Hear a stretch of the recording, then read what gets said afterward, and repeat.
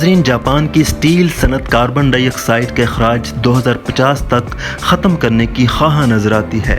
Japan کی steel صنعت کا کہنا ہے کہ وہ کاربن ڈائی آکسائڈ کا اخراج 2050 تک عملی طور پر ختم کرنے کا ہدف مقرر کرے گی۔ Japan iron and steel federation نے کہا ہے کہ اس کی رکن کمپنیاں ایسی ٹیکنالوجی میں تحقیق بڑھائیں گی جس میں کوئلے کی بجائے ہائیڈروجن استعمال ہوتی ہو۔ اصولی طور پر اس سے کاربن ڈائی آکسائڈ کے اخراج کا خاتمہ ہوگا، لیکن چونکہ یہ شعبہ ابھی ابتدائی دور میں ہے، لہٰذا بڑے چیلنجز درپیش ہوں گے۔ یہ صنعت پیداواری عمل کے دوران خارج ہونے والی گیسوں کو جمع کرنے کی ٹیکنالوجی تیار کرنے کے منصوبے بھی رکھتی ہے تاکہ ان گیسوں کے اخراج پر زیر زمین قابو پایا جا سکے۔ اسٹیل صنعت کے حکام کا کہنا ہے کہ وہ کاربن سے پاک معاشرے کے قیام کے لیے پرعزم ہیں۔ ناظرین، جاپان میں امونیا کو ایندھن کے طور پر استعمال کیے جانے کے تجربات شروع کیے جا رہے ہیں۔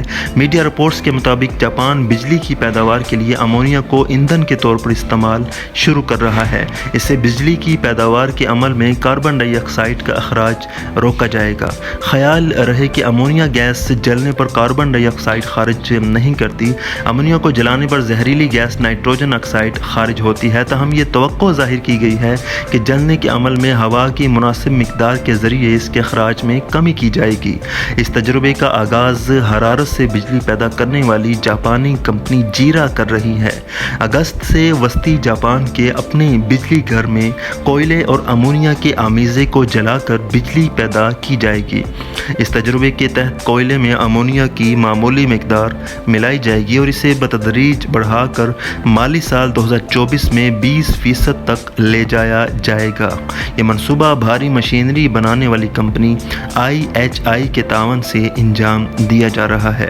ناظرین، دوسری طرف گاڑیاں بنانے والی جاپان کی کمپنی میتسوبشی ہیوی انڈسٹریز ایک ایسی گیس ٹربائن تیار کر رہی ہے جو 100% امونیا پر چلے گی۔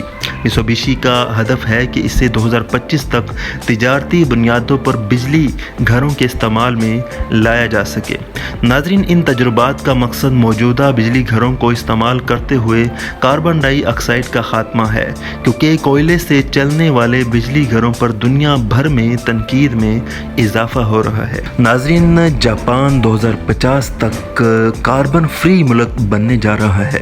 اس حوالے سے جاپان کا سعودی عربیہ کے ساتھ ایک بڑا ایگریمنٹ سامنے آیا ہے۔ بلو امونیا کی پہلی کھیپ 27 ستمبر 2020 کو سعودی عرب سے جاپان روانہ کی گئی تاکہ توانائی کے نظام کو کاربن فری بجلی پیدا کرنے کے لیے استعمال کیا جا سکے، جس سے توانائی کے نظام میں ہائیڈروجن کے مزید استعمال کی راہ ہموار ہوگی۔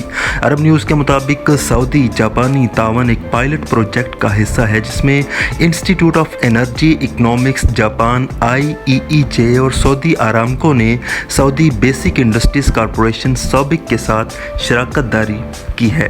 ناظرین، یہ تعاون دونوں ممالک کے لیے اہم ہے کیونکہ جاپان کا مقصد ہائیڈروجن کے استعمال میں عالمی رہنما بننا ہے، جبکہ سعودی عرب اپنی توانائی کو متنوع بنانا چاہتا ہے تاکہ وہ صاف توانائی میں عالمی طاقت بن کر ابھرے۔ پیرس ماحولیاتی معاہدے میں جاپان نے 2030 تک اپنے گرین ہاؤس گیسوں کے اخراج کو 2013 کی سطح سے 26% تک کم کرنے کا وعدہ کیا تھا۔ یہ صاف توانائی کی پیداوار کے لیے ہائیڈروجن کے استعمال میں دنیا کی رہنمائی کرنے کا بھی ارادہ رکھتا ہے جو امونیا میں موجود ہے۔ IEEJ کے چیئرمین اور CEO مساکازو ٹویوڈا نے ایک بیان میں کہا، ماحولیات اور معیشت کے مابین توازن برقرار رکھنے کے لیے بلو امونیا جاپان کے کاربن اخراج کے صفر کے لیے پرعزم ہے۔ جاپان میں تقریباً 10% بجلی 30 ملین ٹن بلو امونیا سے پیدا کی جاتی ہے۔ ہم موجودہ پاور سٹیشنز میں بلو امونیا کو فائرنگ سے شروع کر سکتے ہیں اور آخرکار 100% بلو امونیا سے واحد فائرنگ میں تبدیل ہو سکتے ہیں۔ ناظرین، اس سے قبل عرب نیوز جاپان کو دیے گئے ایک انٹرویو میں ٹویوٹا نے وضاحت کی کہ جاپان اس وقت توانائی کی درآمد پر بہت زیادہ انحصار کرتا ہے، جس میں زیادہ تر فوسل فیولز خاص طور پر تیل پر مشتمل ہوتا ہے۔ 2011 میں فوکوشیما جوہری حادثے کے بعد جاپان کے جوہری منصوبوں کی بندش کے بعد اس کی شدت مزید بڑھ گئی تھی، جس نے جاپان کو اپنے توانائی کے مکس کو تبدیل کرنے پر مجبور کیا اور قدرتی گیس، تیل تیل اور قابل تجدید توانائی کی کھپت میں اضافے کا باعث بنے حصے کو تبدیل کیا گیا۔ اس منصوبے میں سعودی عرب کے لیے پائیدار توانائی پر اپنی بڑھتی ہوئی توجہ کو موجودہ غیر مستحکم توانائی ماڈل کے حل کی تعمیر کے لیے ایک بنیاد کی حیثیت سے بھی نمائش کرنا ضروری ہے۔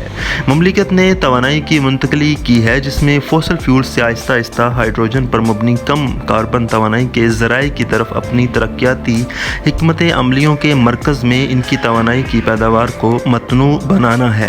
سعودی آرامکو اور سعودی بیسک انڈسٹریز کارپوریشن سابق نے 40 ٹن بلو امونیا کی تیاری سے موجودہ انفراسٹرکچر کا فائدہ اٹھایا، کیونکہ بلو امونیا سپلائی چین سعودی آرامکو تیل اور گیس کی پیداواری سہولتوں سے شروع ہوتی ہے، جہاں ہائیڈرو کاربنز بلو امونیا میں پروسیس کیے جاتے ہیں۔